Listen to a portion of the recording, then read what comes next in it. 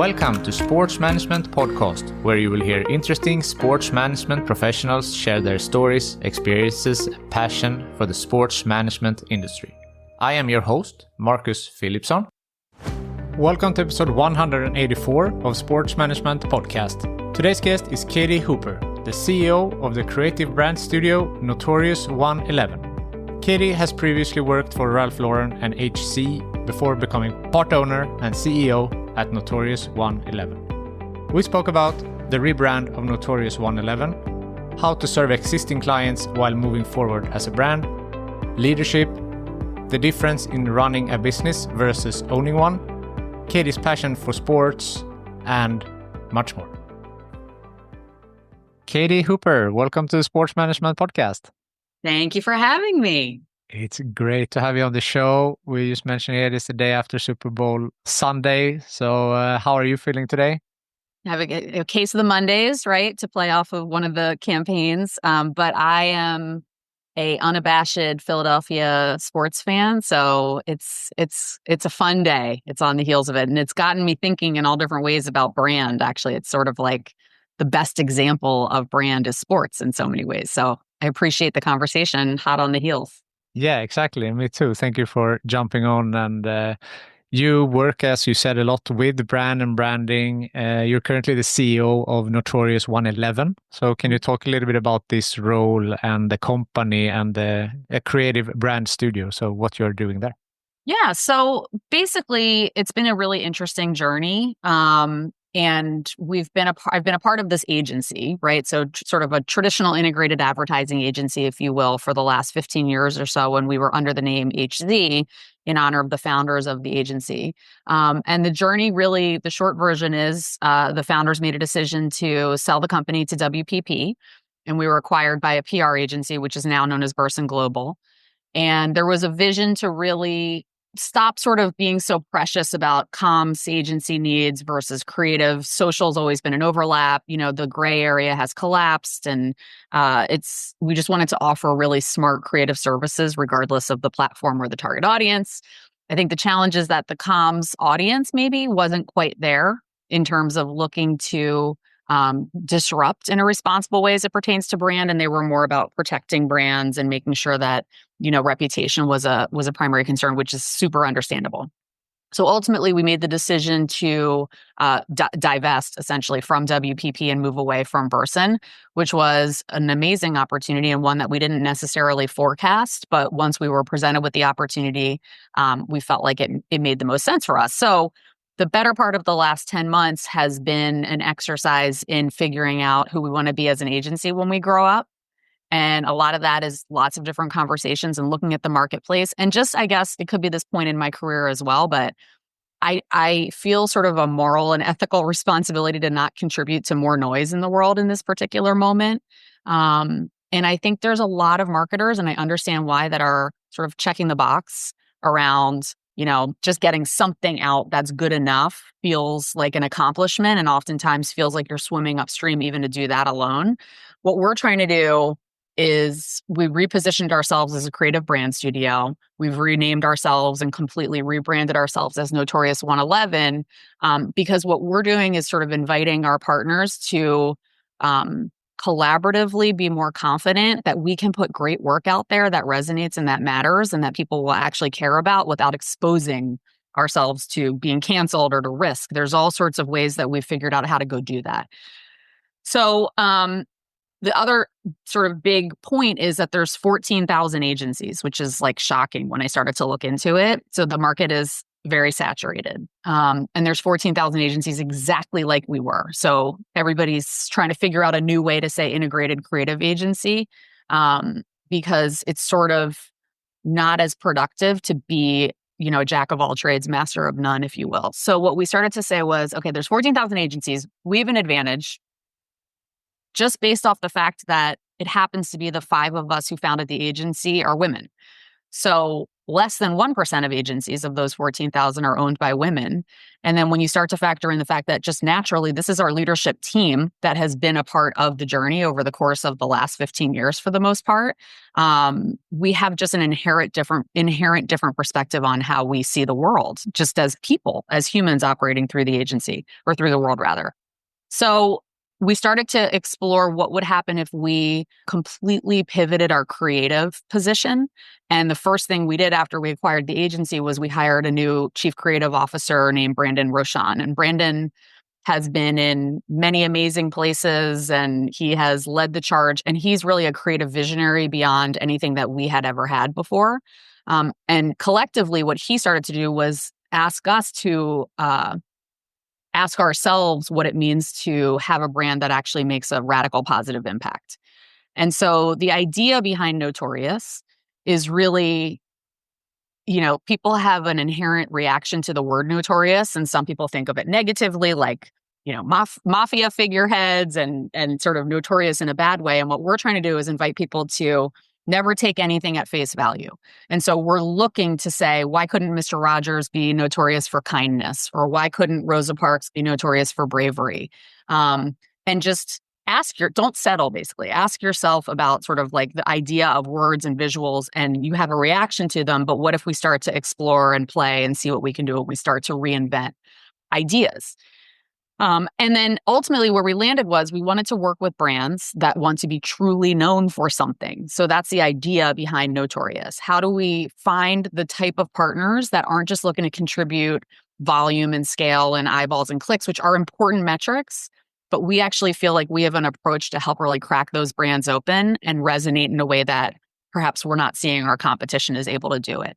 And then the 111 aspect is because we were approached with this opportunity on January 11th. And that has been a meaningful number for us as we've continued to sort of go throughout this process. But that was how we landed on sort of the overall, not just brand, but also our intention in the world to work with brands who really want to be truly known. Wow, that's incredible. And I know you mentioned the 5 women, the founders, and it's a unique story for this agency. You value diversity a lot. I know that's something that works a lot. Why do you think that's so important? Yeah. Again, I almost hesitate to even say we're all women and that should be something that we're paying attention to. It was shocking to me that only 1% or less than 1% are women. It also happens to be that 4 of the 5 of us are people of culture representing all different backgrounds and backdrops and lived experiences. And so I'm watching this, as we've relaunched this, we're watching DEI initiatives crumble across the world and certainly political pressures and context that comes into play. And I've been asked the question, are you planning on sort of deprioritizing that as your talk track? And what I've said is it's never been a talk track. That is literally authentically who we are as a leadership team. And so it wasn't methodical. We didn't think to ourselves, how are we going to create a team that gives us the best view? But that's just the team we had inherently. So for us, it's as natural as breathing, is this ability to have lived context from all different kinds of people, all different ages, all different backdrops. And I think that gives us a unique advantage because we have an immediate varied perspective on all kinds of people, and we're looking to connect with all kinds of people. So I think, A, that's critically important. We just have a lived experience that is varied, and B, it's not fabricated. And C, I think it's really important that all kinds of people look up at teams like this and see themselves in some capacity. And that's not just looking at somebody like me, that's looking at all kinds of people. So it wasn't purposeful. It was just who we were. But I do think it does give us an advantage to continuing to build a more cohesive, diverse team. But also to provide the kind of perspective that all these marketers need, our partners, in order to be able to understand the audiences they're really talking to. Yeah, definitely. And there are so many studies that diverse teams perform better. And as you said, that you built this not by looking out to hire different, that this is how it became. That's really incredible as well. I'm thinking about also like the industry at large. You mentioned before that so many agencies, they put out, their creative work and that is good enough. And it's such a fast-paced world we live in now and so much impressions that we get every day. So how can you, when you said like, how do you get that patience and to really work through a project and publish it when you think that it's great instead of just pushing something out that's good enough? Yeah, it's a really good question, and I think it's an ongoing challenge and evolution, and it also depends on the partners we're working with and our clients. Um, I think it's been interesting too to see what's happening with the holding companies and the consolidation and the continuous M&A. And having been in that experience, I actually think we're talking to two different markets. So when you talk about clients that are right for holding company kind of environments, that's an entire market that I believe in. So when you're talking about great amounts of volume, looking to partner with agencies that have invested millions and millions of dollars against AI and data and analytics and media, the efficiencies you can get off of media, I think those are prime for holding company agencies. And there's a ton of amazing ones. I think the market we're in is more about building, and a lot of agencies say this, but I hate to say but I mean it. We mean it. Building trust and relationships with our clients in a very personal way, to the point where we're trying to empower them to feel good and confident about being more decisive and more stand out around the work that they're doing. And that requires a lot of relationship and a lot of patience, a lot of relationship building and a lot of patience. But we also have an approach and a methodology. So we feel like we've been through this, we've crafted this many times: strategic innovation sessions, initial strategy sessions, discovery sessions, tissue sessions. They're called all different things in our industry. But what we do is we start every engagement with what we call a giant leap. And a giant leap session is called that quite specifically because the distance you go from the time you walk in the morning as our partner till when you leave, when the day is through, is giant. And we have a very specific methodology that we take our clients through. It's really fun. It's really disarming. And it's almost like choose your own adventure, if you will. We pose a series of questions and we take them on a journey, and we ask them to think like the brand, not like Marcus would think or like Katie would think, but like, how would you make this decision as a brand? And then through this exercise, and it's often the conversations in between, even more so than the answers, what we end up walking out with is a true, what I would call strategic DNA, the footprint of the agency, of the brand rather, and exactly what they can stand for. So we see through this process that the stakeholders of the brand are themselves kind of beating it up in the room. And so by the time we walk out, everybody feels aligned. We understand how it is that we can differentiate ourselves in the brand, in the context of the industry, if you will. And we also understand the difference between brand versus business. And we unpack both. Both are important, but this conversation is really solely focused about brand. So this giant leap session has you walking out with what you would say is the strategic DNA of your brand and what you can stand for and how you operate throughout the world. And then very quickly, we walk into something called vision and vibe. And that exercise has us taking sort of that architecture of what the brand can stand for, and then we create the entire brand world that it could live in. And that's a complete, curated, bespoke experience for every single one of our clients because it really depends on what they're looking to accomplish and what they can stand for. So an example might be, if we have a new brand where we're building from scratch something, that vision and vibe is going to be very heavy on name and identity and logo, and start to express perhaps how they might launch themselves and come to market. There could be some campaign work in there. What does the product look like? If it's somebody that we worked with, for example, the Washington Nationals, they're an established brand. They just needed to figure out a different way to be able to tell their story in a really crowded marketplace when the team isn't necessarily bringing in the numbers based on the wins and losses on the field. So that exploration looks incredibly different, and we start to unpack what brand assets exist and how we can maybe think about them a little bit differently. So that's the true. I mean, bespoke also feels like a little bit of an overused word, but that's the experience. We have a process that's consistent, but the work that comes out of it is completely custom depending on what that brand and business need. That's really interesting. So how important is it that the brand you're working with share your values? Maybe if we talk about diversity, or it could be like maybe you have a very strong environmental strategy for something like that. If a brand does like their work is not kind of matching your values, is that something that is an issue, or do you work with them anyway and just promote like their brand from the best light, so to speak? So I love that question because that too is a little bit of a squishy conversation on an ongoing basis because everybody that I've worked with has a perspective of quote unquote doing good for the world versus maybe has an underbelly that you don't really want to engage in. For the most part, the good news is we don't really face those conversations too frequently, but I have 2 points to make. One is because when we changed our name, we were an existing agency, right? So we have a significant book of business with clients that we've worked with for years, like BW, like Kawasaki, really, sound, great partners.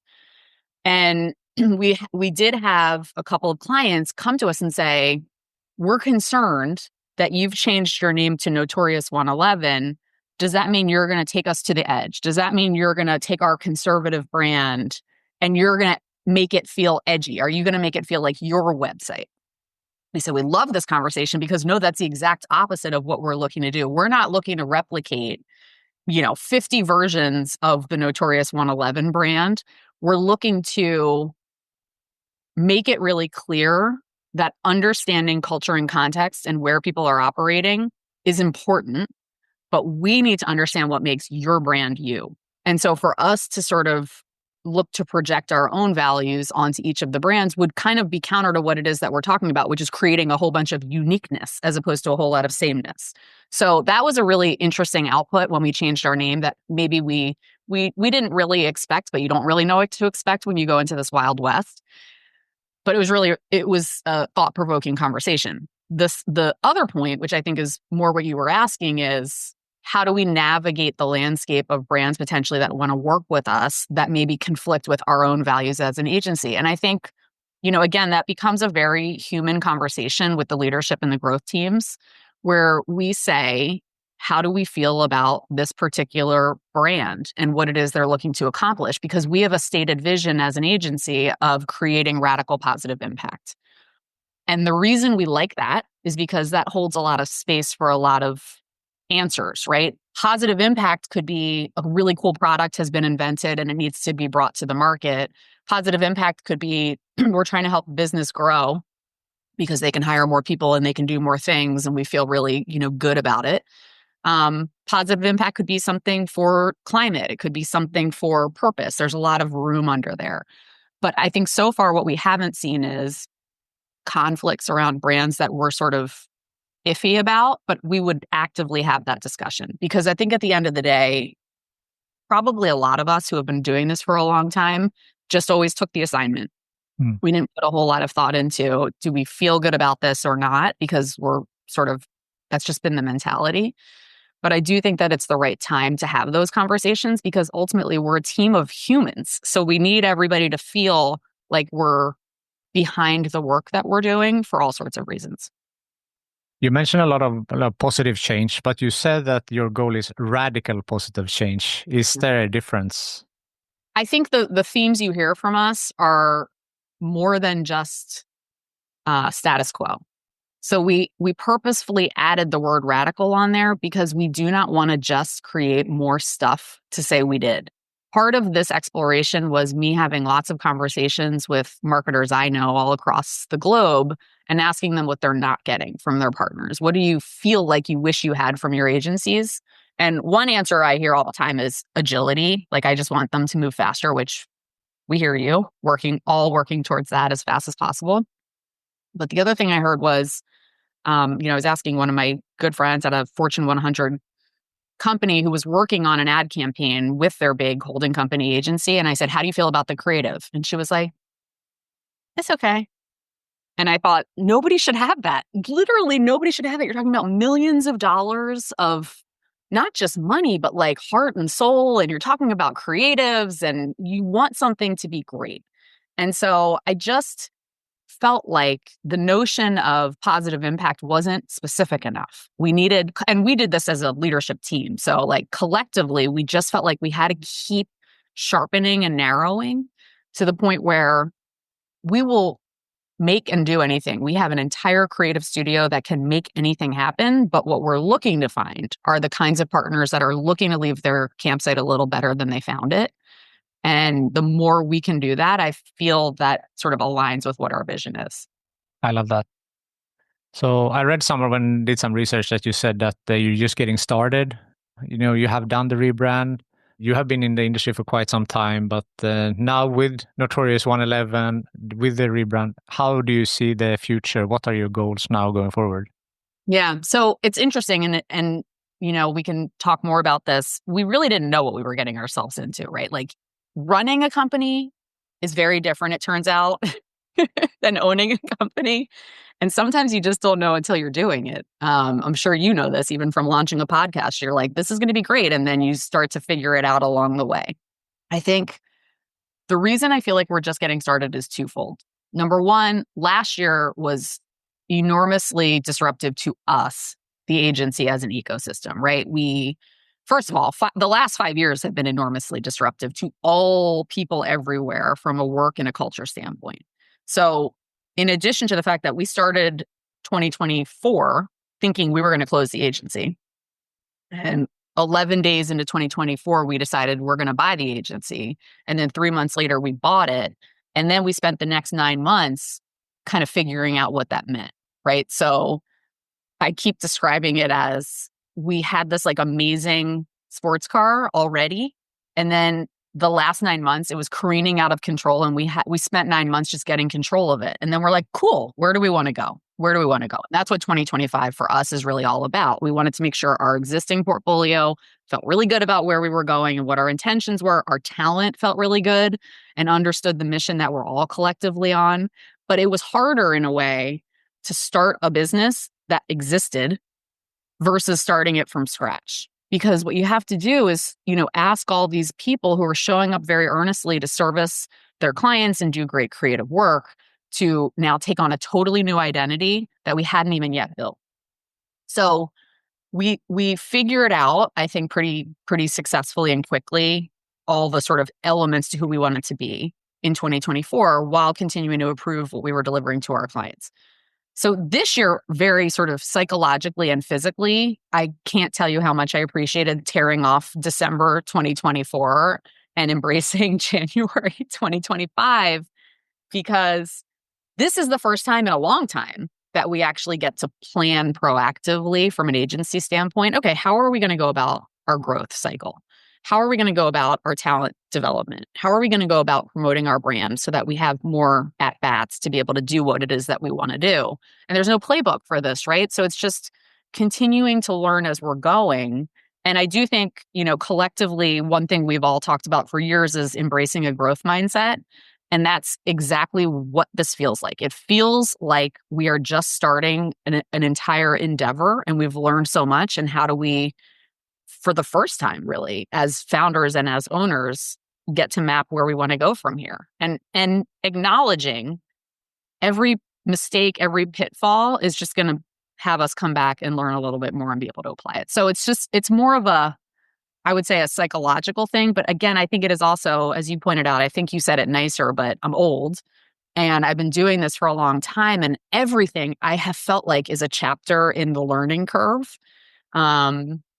And I just feel like now I finally have enough of a picture of all of it to be able to figure out how to navigate it. That's really interesting. I like that. And great to hear now that 2025, you ripped off the Band-Aid of 24 and now starting fresh. We said goodbye. We thanked it for its service. We Marie Kondoed it, and we are moving into 2025. Yeah, perfect. So I assume you work with brands in several fields. But this is the sports management podcast. So if we focus on the sports industry, is there something, specific that you need to take into consideration, or some maybe hurdles or difficulties or something that is just way better or greater from your work in the sports industry specifically?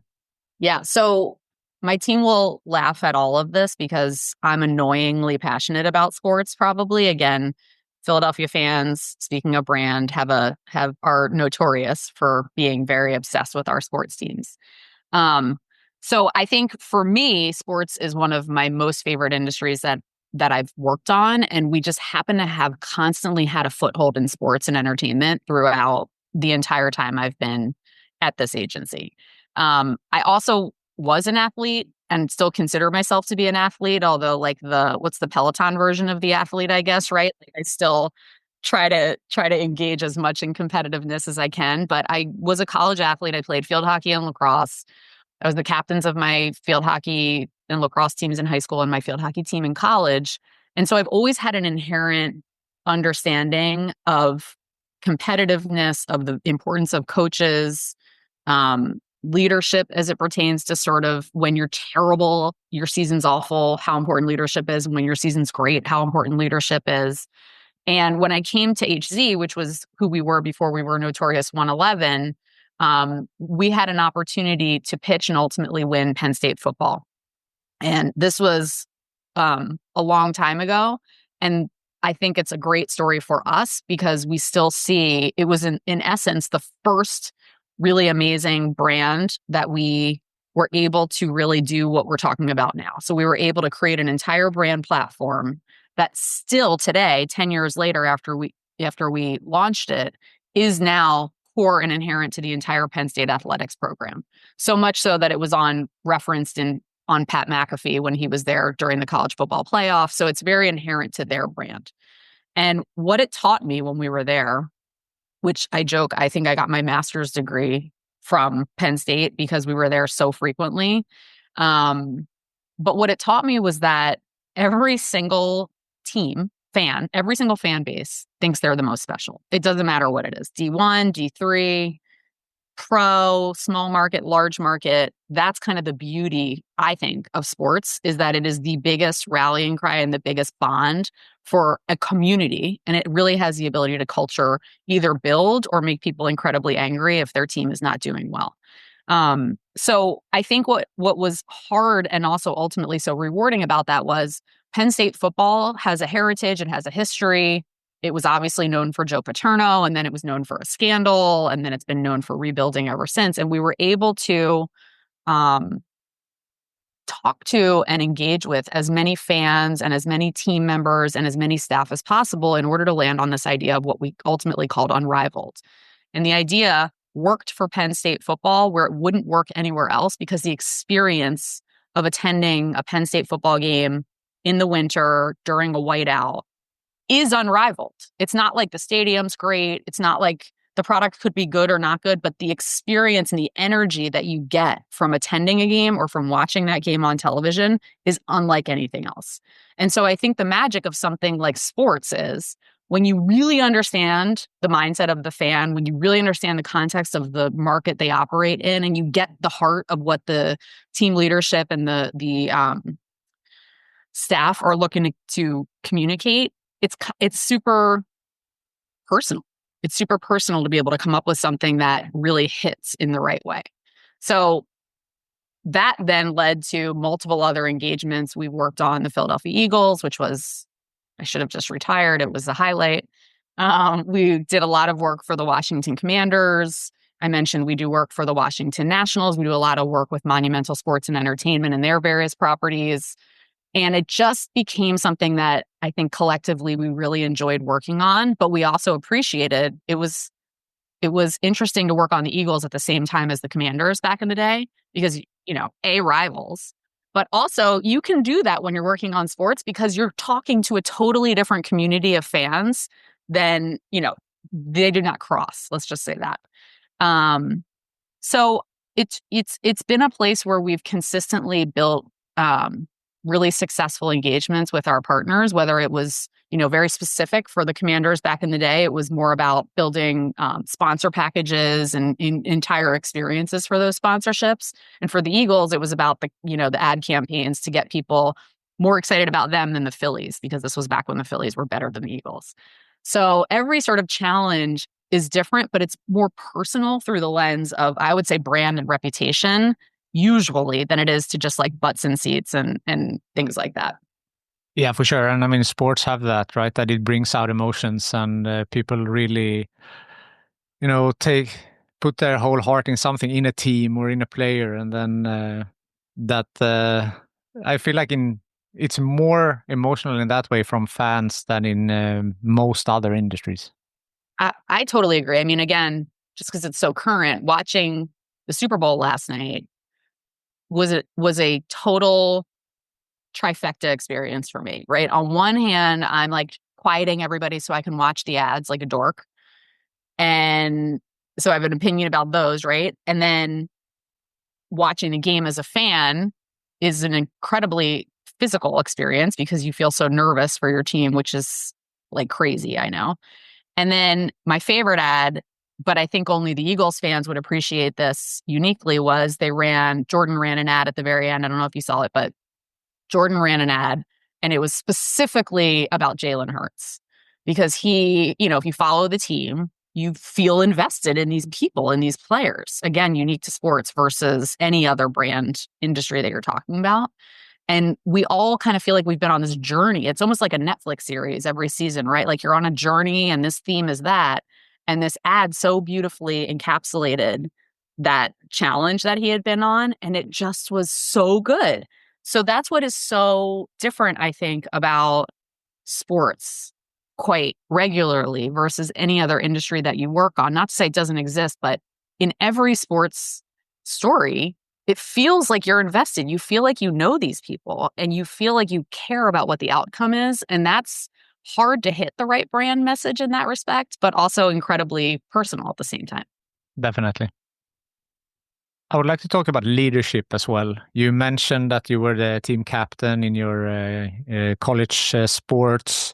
And, being, as we talked about before, running a company, owning a company, being in, executive positions. How would you describe your leadership style and how do you think it has evolved over the years? So it's a good question. I think I have this thing that I've had since I was a teenager because I babysat and I worked in retail stores. I've always had a work mentality. And I have also always thought I was getting fired, like no matter what. I felt like I went into this, whatever the job is, thinking I have to be better and better and better. So I have drive that definitely I just have. And it's part of, I feel like, what I've had since I was young. But I think also part of that is because I have always been as honest as I can be. And I think a lot of people say that, but I've witnessed a lot of different high-level executives not practicing that. Ultimately, they prefer the comfort and I think the security of being liked by their bosses, perhaps, as opposed to helping them to talk truth, which can be incredibly career limiting. Right? Like we work with a lot of wealthy, smart executives and clients who aren't used to being told they can't have something or their idea is not a great idea. So I think what I've honed over time and probably wasn't great at the beginning of my career and improved, hopefully, as I continue to have more experience, is there is an art to communicating with really smart, high-powered, very creative people in a way that doesn't make them feel belittled. It doesn't make them feel less than. It makes them feel heard. And yet they know they're going to get the real from you. And so I've always sort of treated every engagement I've had, whether, when I was at Ralph Lauren, my like ultimate boss was David Lauren, who oversaw all of marketing for the entire company. And he was like a very innovative, entrepreneurial creative who was 10 ideas ahead of me at any given time. But I learned how to communicate. I was young. I mean, I was new in my career at that point. I was 25. And so it was intimidating to walk into the famous Lauren family executive wing and try to explain to this very innovative creative why we couldn't get gold-plated poker sets for the rugby brand because it was a startup. So you're talking to somebody who's been living literally the life of a brand his whole entire life since he was born, and how to figure out how to advance and get things done that I knew were right for the business. This particular business that we were working on with somebody who maybe wasn't as close to it was hard. So anyway, my approach has always been be as honest as possible, try to back it up with as much rationale and pragmatism as possible, but also understand that there are egos involved in many of the conversations that we're having on a regular basis. So you need to be mindful of how to get something done, basically, that you believe in, but in a way that brings everybody with you. So I think that's more probably my style generally.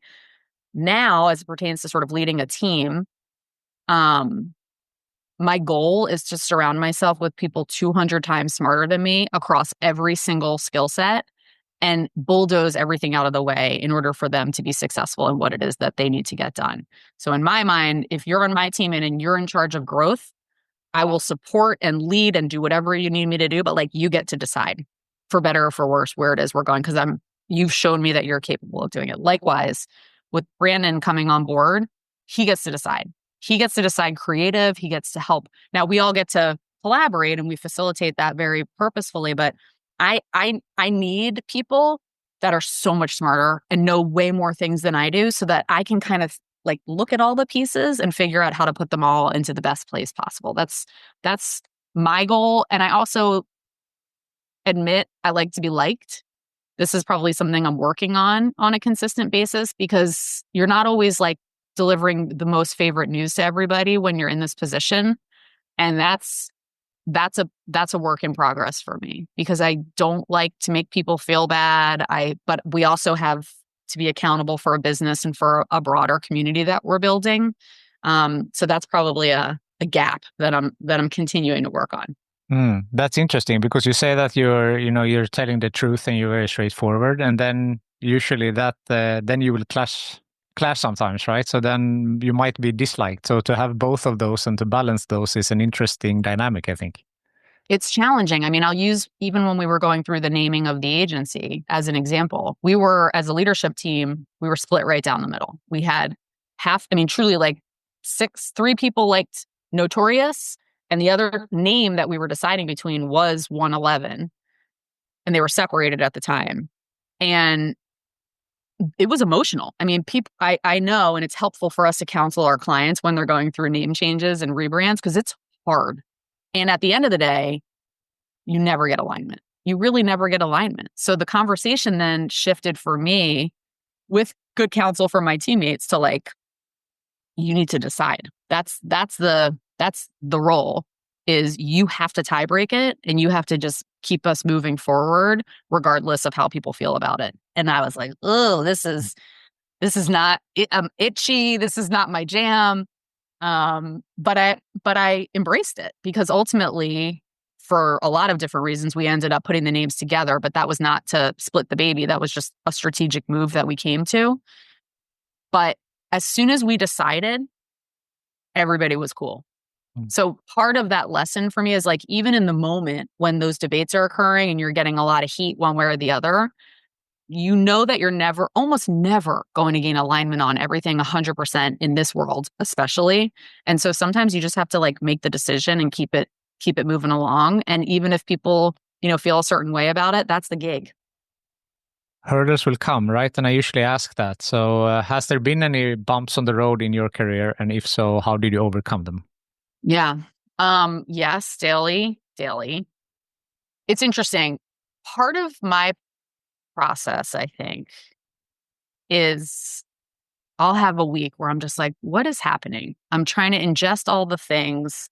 I can't quite figure out what to do with all the information I'm getting. And then I try to give it a little bit of grace and space, right? So I'm big on, don't make an urgent decision unless you have to make an urgent decision, because sometimes you need that contemplation. Honestly, like back to my competitiveness as an athlete today, I need the 5-mile run in the morning to be able to sometimes let the pieces fall together.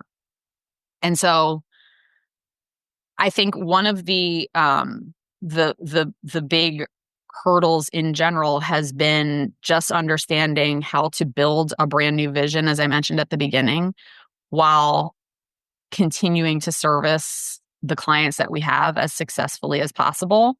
And I think the people part has been the biggest hurdle, because you're talking about a group of employees, especially with our agency, that a lot of them have been there for a long time.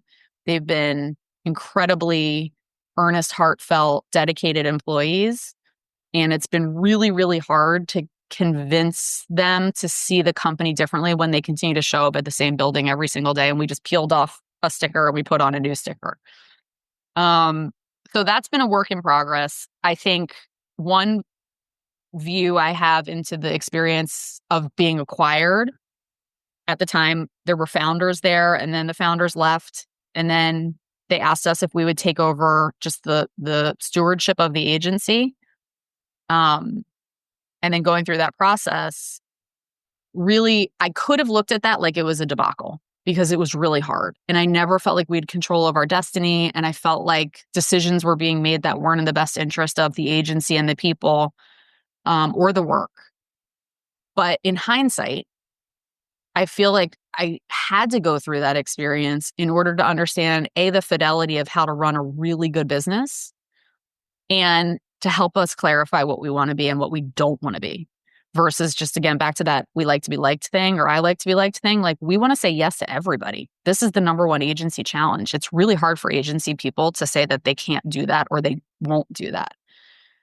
So I think what my point is like, I need some perspective to understand the hurdles. Sometimes I didn't even know they were a hurdle until time has passed, and then I can look back at them and start to reframe them and figure out what I learned from it, basically. So I would say collectively, the last 5 years were a hurdle for a million different reasons, but purposeful.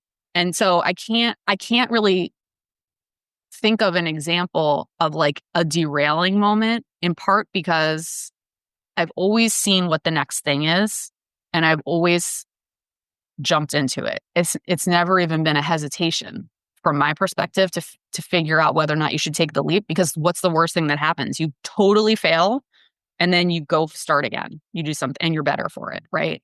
So I would say for many reasons, the last 5 years were a series of hurdles, most of which I could not control. And that's the other thing. It's like the majority of these hurdles, you're like humming down the street, having a good time, and then you fall into a hole. You didn't even see it. You're just like, whoa, I couldn't have predicted that. How am I going to get out of here? So, all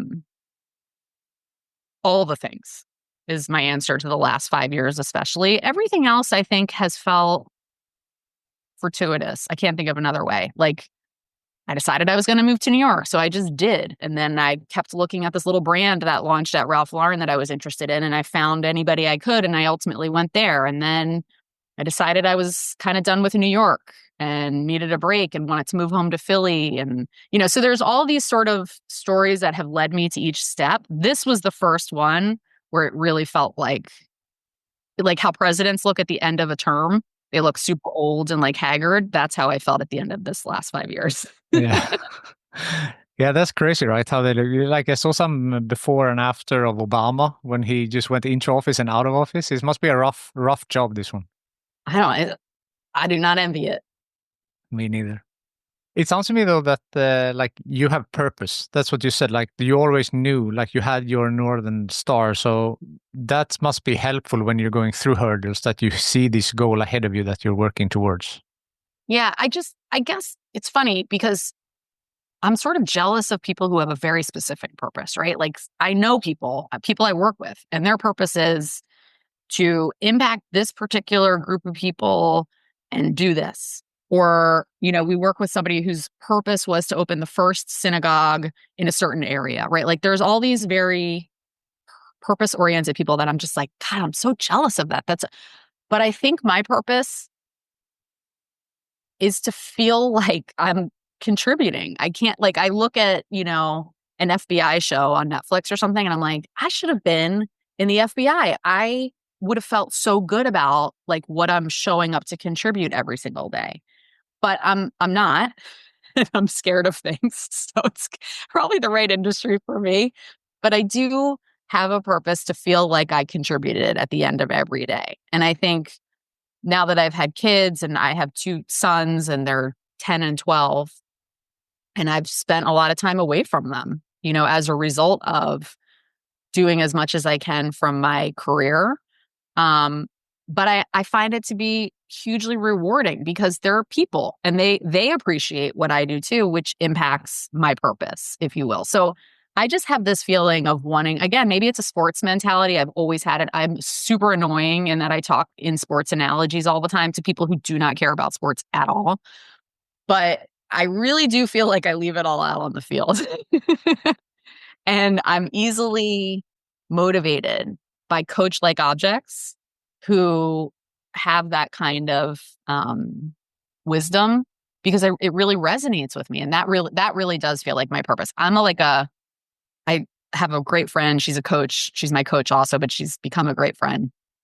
And she's like, you don't always have to talk in terms of productivity. Like, you don't always have to, sometimes you can just sit. I'm like, I can't even get like a treatment at a spa without feeling like it's working towards healthier skin or me working out better or whatever that looks like. So I do feel this inherent need to just not be a citizen in this crazy world, and to, in whatever way I can, whether it's raising two responsible, kind, inclusive sons, who, by the way, will be independent and will not come back and live with me forever and ever, um, to controlling my own financial destiny. Like, these are all the kinds of things that I think drive me. I like that. With your experience that we talked about from different companies and being in this unit for quite some time, what's some advice that you would give a young person who wants to work in sports or in with at an agency maybe? Yeah, it's interesting because I mean, my niece plays lacrosse at Notre Dame, and she's in marketing, and she's interested in doing exactly this, like somehow getting involved in marketing or communications. And I've been talking to her a lot about this specifically because it's hard, by the way. So you have to, I think a lot of people who get into the creative landscape maybe don't really know what it's all about. So my number one piece of advice is, if you have any sort of an inclination and you want to do something like this, just get an internship. I know that's easier said than done. And personally speaking, I think going to New York and or a major metropolitan area and working for either a giant company with like a great methodology and a great rigor and a great internship program. Actually, Burson has a great internship program if people are interested more on the PR side. I think is a great way to understand the specificity of what it means to go from the classroom to the world, because there's a very different skill set for a graphic designer than somebody who's dealing with content and social, than a programmer, than an account executive, et cetera, et cetera. So I think those are great experiences for people and or brand side, but I think agency gives you the best breadth of like what's possible. And then I think you just keep going. Like, you literally don't say no to anything. Show up. I hate to say this because this sounds like I'm aging myself. Maybe I am. But like, honestly, I think there's something to be the first there, be the last to leave. Ask questions, be curious. How can I help? Yes, I'd love to do that. It's not just because it's cool to burn out. It's because that's curiosity that will serve you and will become a muscle that you will flex your whole entire career, and that will never leave you kind of falling down that hole in a really meaningful way.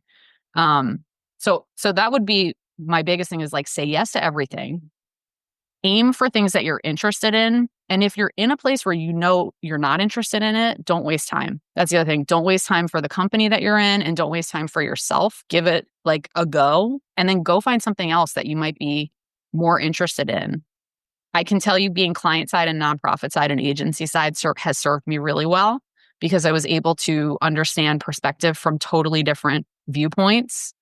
That I think has made me a more sound marketer overall. I can understand clients because I was one, and I can understand how hard it is to work with startups because I was one. And I think all of that breadth of experience packages you really nicely. Yeah, I like that. And internships I've talked about many times. And as you mentioned, the many benefits of that as well. And interesting with when you say like to say yes to everything and be the first in and last out, because I feel like there is some type of generational change now on how you look at your work, that it's just a job and you don't want to put too much identity into it. So I think that if you are someone who is curious and driven and you are the first in and last out, you will have a competitive advantage off the bat compared to many of the other people, I think, around you in the similar age.